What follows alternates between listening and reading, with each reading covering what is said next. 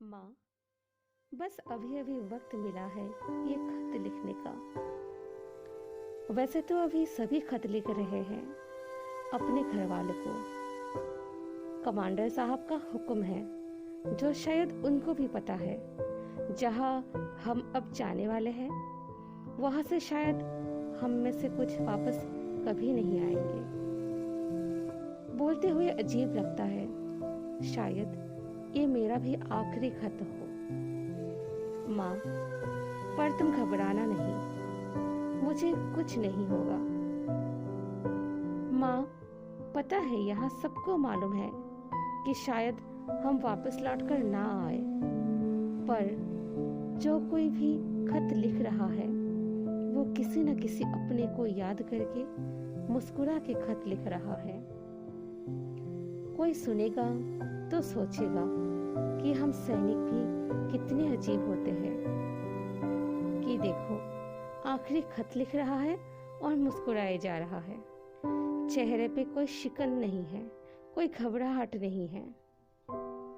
हम सैनिक कितने बदल जाते हैं और हर एक परिस्थिति में ढल जाते हैं। माँ, हवा तेज और सर्द बहुत है। शायद हमारा हौसला और हिम्मत देख के इन तूफानों का भी सीना ठंड पड़ गया है। मैं आज भी याद करता हूँ जब तुम मेरी आंखों के सामने नहीं होती थी तो कैसे मैं चिल्ला चिल्ला के तुम्हें पुकारता था। मेरी आंखें बस तुमको ही ढूंढती थी।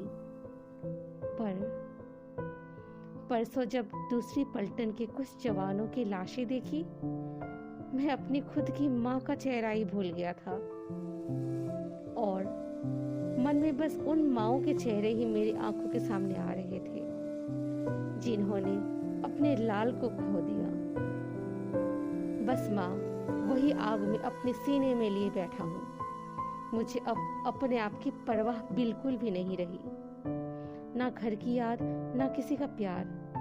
बस मुझे उस बर्फीली चोटी पर तिरंगा लहराना है जिसके लिए मेरे साथियों ने अपनी जान तक न्यौछावर कर दी। माँ, आज मुझे सिर्फ अपनी बहन नहीं, उन सभी बहनों के रोते चेहरे मेरी आंखों के सामने घूम रहे हैं जिनकी राखियों को कभी भी अपने भाइयों की कलाई नहीं मिलेगी। न जाने कितनी नई नवेली दुल्हन अपने मेहंदी वाले हाथ ना चाहते हुए भी मंगलसूत्र उतारेगी, हाथों की चूड़ियां तोड़ेगी और कैसे कोई बूढ़ा बाप अपने जवान बेटे को कंधा देंगे। यही सब सोच सोच के मेरा मन रो उठता है। माँ,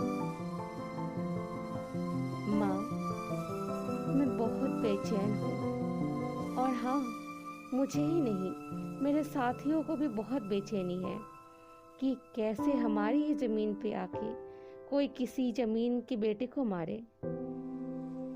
माँ, हमें बदला लेना है, हमें अपनी जमीन वापस लेनी है। इसी का तो कसम खाया था कि चाहे किसी भी परिस्थिति में हो हम पीछे नहीं हटेंगे, हर कुर्बानी दे के अपनी भारत माँ की रक्षा करेंगे। माँ, मुझे नहीं मालूम मैं खुद चल के आऊँगा या चार कंधों पे, पर माँ, इतना तय है कि मैं अपनी कसम निभा के ही आऊँगा। शायद तेरा कर्ज इस जन्म में चुका नहीं पाऊँ क्योंकि मेरा फर्ज मुझे बुला रहा है। माँ, अपना ख्याल रखना। जब याद आए तो माँ, मेरे इस खत को ज़रूर पढ़ लेना और मुझे आसपास महसूस कर लेना अपने। लेकिन माँ, तुम आंसू ना बहाना, अपने लाल पर गर्व करना।